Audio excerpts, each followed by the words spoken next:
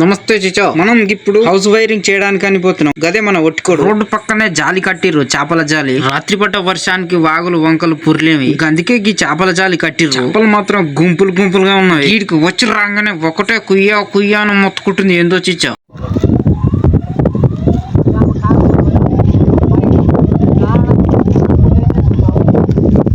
ఈత చెట్టుకి CC camera పెట్టిర్రు. మా చిచ్చ దిగి చేపలు పడదామని చెప్పిండు.